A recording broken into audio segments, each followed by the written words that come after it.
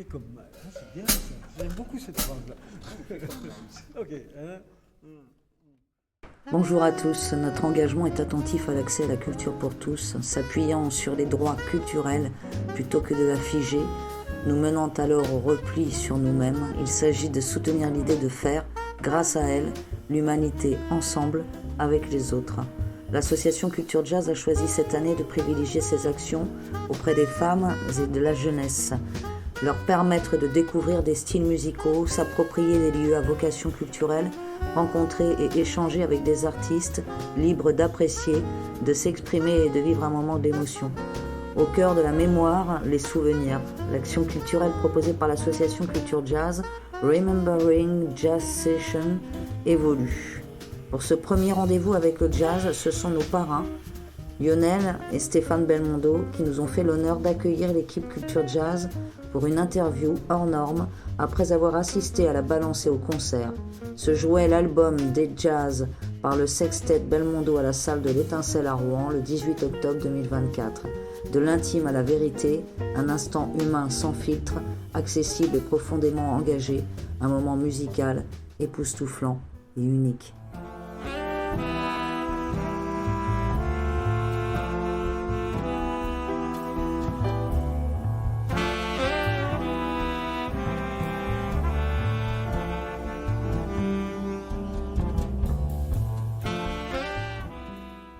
Pouvez-vous nous partager un moment clé de votre vie qui a eu un impact significatif sur vous? Il y a quand même quelque chose qui a été pour moi un déclencheur, ça a été quand même l'école de musique de mon père, que mon père a créé à l'époque, et où on ne s'est absolument pas rendu compte de ce qui se passait, mais on a suivi, comme beaucoup de gosses à l'époque, et puis on s'est retrouvés, on se retrouve là ce soir, on ne sait pas vraiment pourquoi, mais on sait que ça vient de quelqu'un en tout cas qui nous a transmis quelque chose de primordial, c'est-à-dire la bonne humeur C'est ça la clé, voilà. La clé, c'est la transmission.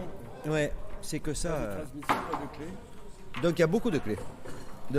Chaque fois qu'on a rencontré quelqu'un qui nous a permis de continuer finalement à pas devenir trop con, on lui dit merci, voilà, il y en a eu plein. Il y en a eu plein. Beaucoup, et tant mieux, et ça continue.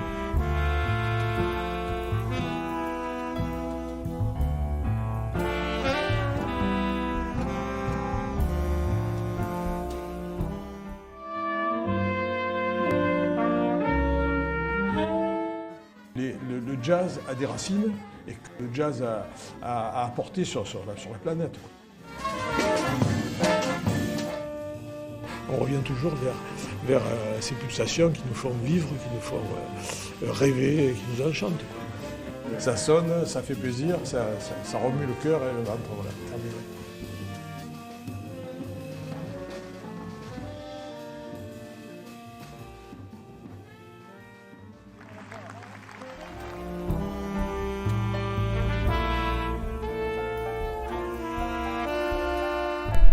Quel a été votre milieu social ou style de vie avant de devenir un musicien professionnel? La même chose. Ça a toujours été la même chose. Moi, je suis professionnel et amateur, c'est la même chose. À part que tu gagnes ta vie avec quand tu es professionnel, il paraît. Oui. Enfin, il y en a qui gagnent leur vie. Voilà, il y en a qui en gagnent, il y en a qui gagnent mieux. Enfin, moi, pour ma part, j'ai jamais réfléchi puisque j'ai commencé la musique à l'âge de 3 ans. Et puis au fil des aiguilles et de tout ça, il parlait de l'école de musique de mon père, donc c'est parti de là, quoi, du petit village où on a toujours vécu. Et j'ai jamais posé la question en fait, mais je crois que il n'y a pas eu de vie avant, pas eu de vie après, et pas pendant aussi. Enfin pour moi ça n'a rien changé quoi, à part que il y a tellement de chance de pouvoir jouer de la musique et donner du bonheur aux gens, et plus que ça, quoi, de l'amour, c'est le plus important. Donc quand on arrive à pouvoir s'exprimer comme ça, voilà, il n'y a rien de plus beau. Le milieu social, le contexte est très simple. C'est dans les années début des années 70, 71, où mon père arrive dans un village, un tout petit village, du sud-est. Et l'institutrice vient le voir en lui disant les gens ici n'ont pas de chance d'avoir des cours de musique, est-ce que vous accepteriez de donner des cours de musique? Et donc mon père donnait des cours de musique. Quand je dis musique, il donnait des cours de musique. On ne parle pas de style, on parle juste de musique. C'est-à-dire, en fait, l'institutrice lui disait qu'est-ce qu'on peut faire pour réunir un peu plus les gens du village. Plus tard, ça s'est transformé en quelque chose qui était de l'ordre du délire, en fait, parce qu'il faisait jouer des gens qui avaient 70 ans, qui venaient d'une fanfare, avec nous qui arrivions, qui avions 8 ans ou 9 ans, et mon père a fait un orchestre pour que tout le monde puisse jouer ensemble. C'est ça le milieu social qu'on a vécu, c'est-à-dire le milieu social où on ne se posait pas la question de savoir si on était jeune, si on était vieux, si on était noir, si on était blanc, si on était une femme, si on était un homme, si on était... C'était normal, voilà. Et c'était dans une époque où, heureusement on a eu cette chance-là, où c'était encore permis. Aujourd'hui, donc c'est bien plus tard, hein, les années 70 sont très loin. On a essayé de reproduire ça à l'époque à Paris, à l'IACP, on a essayé. On arrivait déjà dans les années 90 où la division était déjà entamée. Ça avait commencé déjà, tu vois. Donc, à partir de là, qu'est-ce qu'on fait? Je te parle du milieu social. Soit on choisit la facilité et on choisit d'aller dans des choses faciles pour briller, pour gagner de l'argent, pour enfin toutes les choses qui ne sont pas très intéressantes dans une vie. Soit on essaye de faire quelque chose d'intéressant et essayer de réunir les gens. Je dois dire que c'était aussi difficile dans les années 70 qu'aujourd'hui. Déjà, tout était fait pour diviser les gens. Sauf que mon père était dans un tout petit village, et que dans ce petit village, les informations n'étaient pas arrivées. Aujourd'hui, à l'époque d'Internet, tout est là, et c'est là le grand problème. Moi, je dirais juste un truc, c'est que le milieu social dans lequel on vit, pour moi, c'est le milieu social dans lequel je vis aujourd'hui. C'est-à-dire que tout ce que j'essaye de faire. Tu parlais de musicien professionnel, c'est pour ça que je te réponds à ça. Je ne suis pas du tout musicien professionnel, je ne le serai jamais. Musicien professionnel, c'est les gens qui en font une profession. C'est une profession de foi, ce n'est pas une profession. Une profession, rien n'a changé. Ce qu'il faut continuer, par-dessus tout, c'est ce que mon père nous a enseigné à l'époque. Rester ce que tu es, ne pas oublier d'où tu viens. D'accord ?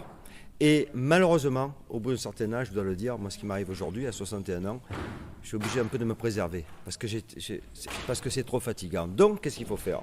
Sinon tu meurs. Je dis ça parce qu'il ne faut pas lutter. Il faut juste lutter en faisant des belles choses et en disant aux gens ce que tu as envie de dire et en faisant des belles choses. Mais toi, je vois ton regard, je vois que tu es en demande de, je ne sais pas de quoi, mais je sais que tu es en demande, c'est pour ça que tu es là ce soir. Tous vous voient comme ça. Restez ce que vous êtes, continuez à être ce que vous êtes, reste ce que tu es. Quoi qu'il arrive, quoi qu'il advienne. Parce qu'il n'y a rien de pire qu'essayer de ressembler à quelque chose que tu ne sauras jamais. Pardon.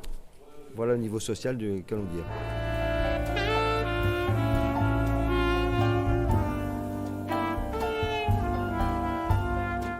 Comment avez-vous commencé la musique?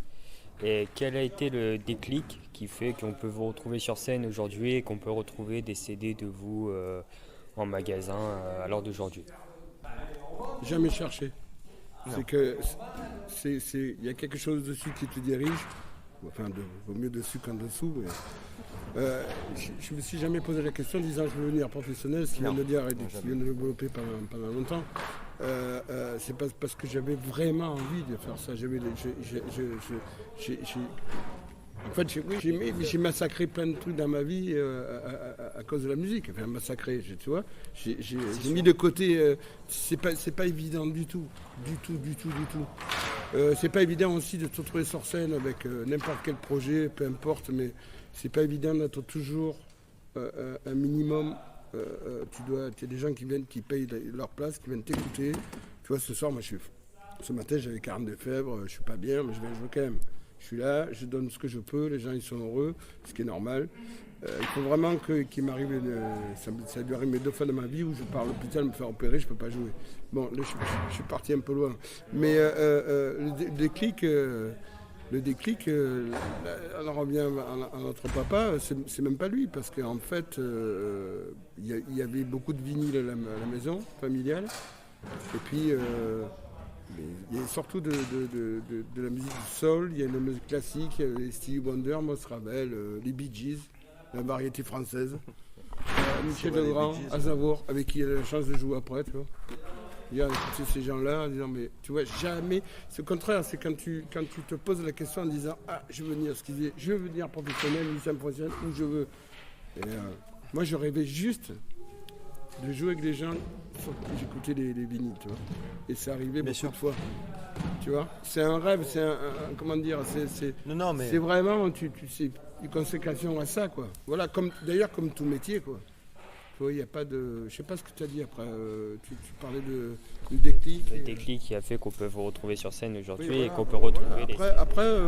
Après, sur scène, moi, oui, j'adore la scène, mais combien de fois on a joué à la maison ou chez les copains, c'est pareil, quoi. C'est mettre des fois mieux d'ailleurs. Parce que tu peux jouer ce que tu veux, quand tu veux, tu es là, tu manges, tu bois un coup, tu vois.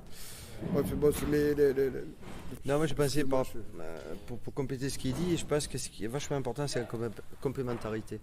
C'est-à-dire que je sais que nous, on est complètement différents. On est deux frères, certes, mais on est complètement différents. Steph, c'est plus un instinctif, etc. Moi, je suis quelqu'un qui cadre plus les choses parce que j'ai besoin de ça. Et puis après, sur scène, tous les autres de la famille, quoi. Eric, Lénini, il n'est pas pareil que Fickenson. Dre, c'est encore une autre personne. Là, il y avait ce soir Rémi qui a remplacé Thomas, Rémi Vignolo, qui est la génération d'après tu vois, des bassistes. Les premiers qui arrivaient, c'est Thomas, c'est le plus vieux. Puis après, il y a Rémi qui est arrivé derrière, qui a dit « Ah, Thomas, c'est bien ce qu'il fait. » C'est tous les gens du Sud, comme ça. Bon, ça, c'est pas grave. Mais on a toujours été ensemble. C'est-à-dire que chacun se complète. Je pense que ce qui est important, des mecs qui ont besoin d'exister tout seuls et surtout qui écrasent les autres en disant « Mais non, je suis arrivé tout seul. » C'est pas vrai. Je pense qu'on n'arrive jamais tout seul, on arrive ensemble. Et ce qui est important, c'est d'être ensemble et surtout savoir où on en est et savoir ce qu'on peut faire et ce qu'on ne peut pas faire. Et là, je pense que le plus difficile dans la vie, c'est d'arriver à savoir qui on est, à accepter ce qu'on est, avec sa force et sa faiblesse, ou ses forces et ses faiblesses, et dire bon mais ça je peux pas le faire, par contre toi tu peux le faire. Nous la chance qu'on a, enfin moi c'est la chance que j'ai en tout cas, c'est je sais ce que je peux faire, je sais ce que je peux pas faire, et je délègue, je dis non ça je peux pas, et ce qui s'est passé pour ce groupe-là, chacun a sa part dans la musique. Tu vois, moi je propose, j'écris, il se trouve que c'est moi qui aime écrire, tout ça, les arrangements, je propose, mais après ils disposent, je veux dire s'il y a un truc qui leur plaise pas, on barre. Des fois j'écris 6 pages, on a barré 4, tu vois, ou 5. On barre, ben non, mais alors on garde que ça. Ça c'est bien. Voilà, il faut accepter aussi ça. Tu deviens un produit et après, est-ce que tu te régales vraiment? Il y a la question que je me pose, est-ce que ces gens-là sont vraiment heureux, quoi? Je dis pas que je suis heureux. Mais après ça me regarde, tu vois, je veux dire, ça regarde pas les autres. Mais ces gens-là, le paraître, non, ça marche pas. Et je pense que ce qui est important, c'est de se retrouver sur scène avec mes amis et pouvoir faire quelque chose ensemble. On est tous ensemble. Et ce qui est primordial de la musique, et moi, je finirai sur ça, ce qui m'a attiré vers cette musique, qui est le jazz, mais le reste aussi, c'est les groupes. C'est les groupes qui ont duré et où on a pu voir leur évolution et voir comment ils évoluaient, tu vois. Et souvent dans des conditions super difficiles. Comme vous disiez, les que vous écoutez avant, du coup, c'est ce qui vous a donné à... Parce qu'il t'a pas dit ce qu'on écoutait, mais on écoutait Cantate de Miles, on écoutait Quartet de Coltrane, on écoutait les Big Band, on écoutait Tad Jones, on écoutait des gens qui ont duré 20 ans, 30 ans. Tu vois, des groupes, et tu te dis, ah putain, peut-être que nous on pourra aussi. Peut-être, tu vois, comme disait mon grand-père, moi je suis ton grand-père, mais tu m'as pas choisi. Par contre, tu pourras choisir ta famille. Je dis, mais Pépé, mais c'est toi ma famille. Non, ça c'est la famille que tu n'as pas choisie. Va choisir ta famille. Et c'est ça qui est important, je pense. Après, quoi que tu fasses, c'est pas grave. Le niveau, le mec il a pas le niveau, il a le niveau, il a ci, il est là, on s'en fout.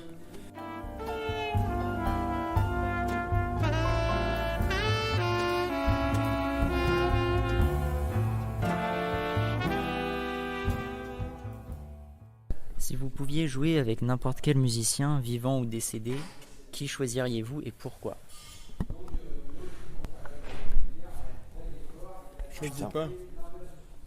Choisis pas avec qui tu joues. Mort, pas mort. Déjà, on ressuscite personne. Moi, voilà. Moi, jouer avec des morts tous les jours, c'est dit. Hein moi, jouer avec des morts tous les jours. Oui. Ils sont là, quoi. Oui. Mais avec qui je voudrais jouer? Il y en a trop, il y a trop de musiciens que je vais jouer. Déjà dans le style, tu vois, donc... non, il n'y a pas de... Demain, peut-être, je jouerai avec... je sais pas, je ne vais pas citer de nom, mais, parce qu'il y en a trop, mais... C'est ce qui m'est arrivé toute ma vie, hein. Toi aussi, d'ailleurs. Moi. Un peu plus, toi, moins, mais ouais. Les parcours sont différents, mais tu vois, je sais pas... Non, j'ai pas un souhait particulier de jouer avec quelqu'un. Alors, s'il y a un mec avec qui j'aurais voulu jouer, qui est mort. Encore? Non, mais ils sont tous morts d'ailleurs. Non, c'est juste être invité du quartet de John Coltrane. Voilà, tu vois, ça m'aurait fait plaisir, quoi. Voilà, tu vois. Si tu me demandes un truc, ouais, parce que c'est la musique que j'écoute depuis toujours. C'est une musique que j'écoute assez régulièrement. Même si pendant 6 mois j'écoute pas, je reviens, j'écoute pendant une semaine à Donf. Il y a des trucs comme ça, si je peux mais je peux te citer plein d'autres gens comme ça. Voilà, quoi, c'est... Ouais, mais il y a encore beaucoup de gens vivants avec qui j'aime jouer et ça se fera, c'est sûr. Peut-être pas tous, évidemment. Il faudrait, je sais pas combien, 15 vies. Mais voilà. Justement, il a raison. Moi j'ai... je suis très heureux de jouer avec moi aussi. Plus les copains que des noms, si tu veux. Tu vois, avec qui tu vas jouer 1 ou 2 fois, ça m'est arrivé. Tu vas faire un disque. Tu vois, on a joué à Juin, par exemple, au Festival de Juin cet été. Et en deuxième partie, il y avait le groupe de quartet de Chris Potter et Brameldo. Et Brad, il est venu jouer il adore lui, par contre, il connaît la musique des quartets. Il est venu jouer 2 morceaux avec nous. Il ne fait jamais ça. En plus, il passait après, tu vois. Donc c'est... Ça c'est génial, tu vois. On savait pas qui venait, mais... Rien à foutre lui, il joue de la musique, il est devenu ce qu'il est devenu parce que justement... Ah ouais. Lui, c'est un exemple. Voilà. C'est un bel exemple. Lui, tu vois, quand tu dis avec qui... Moi, personnellement, en tant qu'écrivain, on va dire, pas musicien, mais en tant qu'écrivain, enfin un mec qui écrit de la musique, j'aimerais bien faire un projet avec Brad Meldo, par exemple, sur sa musique, et parce que je sais qu'il aime beaucoup pour symphonique et tout ça, et là, je pense qu'on a échangé pas mal, là, et ça me ferait plaisir. Ah, pour ta question, moi, j'aimerais jouer avec des gens, avec des jeunes surtout, parce qu'on se rend compte qu'à l'âge qu'on a maintenant, le son, ce qu'on véhicule dans la musique, là, aujourd'hui, est en train de se perdre complètement. Parce que nous, on a appris, faut jamais oublier ce qu'on a appris au contact des gens. On a appris en jouant avec des gens à côté. On n'a pas appris sur des disques. Quand on était gosse, on avait 14-15 ans, bien sûr, on écoutait des disques dans le village. Mais après, on a eu la chance de rencontrer des gens. On pensait que c'était ça, tu vois. Et quand le mec arrive à côté et qui te souffle dans les bronches, tu dis, ah non, c'est pas ça. Donc là, c'était la véritable école de la vie. Et cette école de la vie est en train de disparaître. Ce qu'il faut absolument préserver, et c'est pas facile, parce que tu en prends plein la gueule. Forcément, parce que les gens ne font pas de cadeaux. Ils vont te faire des cadeaux, parce qu'ils sont là, et qu'ils vont, s'ils sentent quelque chose chez toi, qui suscite leur curiosité, tu vois, ils vont te dire, je suis là. Mais ils ne feront jamais de cadeaux. Ils disent, ce que tu joues, c'est la merde. Il faut travailler là. Parce qu'on travaille là. Moi, j'ai vécu une époque d'ouvrier, on travaillait 15 heures par jour. Sinon, c'était pas la peine. Aujourd'hui, les musiciens, ils travaillent, mais à l'époque, je me rappelle quand je suis monté à Paris, il y avait Steve Grossman, c'est un saxophoniste ténor. J'avais amené mon ténor, j'avais laissé je ne l'ai pas sorti. Il y avait 18 saxophonistes qui attendaient au magnifique terrasse pour faire le bœuf, et Steve était maître cérémonie de la jam session. Donc c'est lui qui disait, viens, toi, viens. Tu veux jouer quoi? Le mec, je veux jouer ça. Le mec commençait le thème, il plantait une note du thème, il le prenait par le callback, il dit, tu reviendras demain et tu apprendras le thème. Avant de jouer des solos, tu apprendras d'abord à jouer la mélodie, etc. Donc toute une école qui est extraordinaire, tu vois, de la vie. C'est ça qu'il faut garder en mémoire. Ce qu'il faut que vous gardiez, c'est de ne pas perdre de vue, c'est qu'on n'est que des êtres humains. On n'est pas autre chose, on n'est pas des machines. Et aujourd'hui, on arrive à construire des machines. Il faut faire ses propres projets, il faut faire ce dont on a envie, il faut faire ce qu'on a envie, comme on a envie de le faire, et il ne faut surtout pas attendre quoi que ce soit sur quiconque. Nous, on n'a jamais attendu rien. Quand Steph dit tout à l'heure, on n'a pas choisi, on n'a rien choisi. Rien. C'est-à-dire qu'à un moment donné, il y a Ronan qui est arrivé, qui est là, et qui nous a dit, vous avez un agent? J'ai dit, non, moi les agents, je les déteste. Et j'ai dit, pourquoi? Parce qu'il me dit, moi je suis agent. J'ai dit, ah bon, d'accord, puis on a bu des coups et tout, puis maintenant, depuis 30 ans, c'est lui, tu vois. Tu vois, mais voilà, parce que là, les choses sont claires, etc. Mais Moi, j'en voulais pas. Je voulais pas rentrer dans ce système-là, quoi. Non, il ne faut pas rentrer dans le système. Il ne faut pas se battre dans le système. Il faut faire ce qu'on a à faire et le faire du mieux possible. Si on le fait bien, les choses se passent bien. Quand on a monté notre label à l'époque, c'est parce qu'il y a un mec qui nous a dit « Ah, c'est bien ce que vous faites. » Ah bon?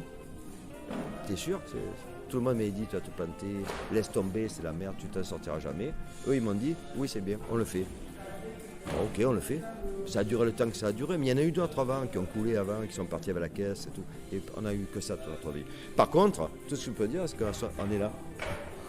On est là, on joue. Vous venez? Oui, on vient, on joue, on fait ce qu'on peut. Et on existe encore. Parce que normalement, à cet âge-là, soit on est mort, soit ils nous ont dégagés déjà, parce qu'on fait chier tout le monde. Mais non, il y a encore des gens qui se déplacent pour venir écouter ce qu'on fait. C'est un miracle, je ne sais pas ce que c'est, mais tout ça, je ne sais pas si c'est un hasard en tout cas. Ouais. Merci bien. On y va. Merci à vous. Fin de soirée.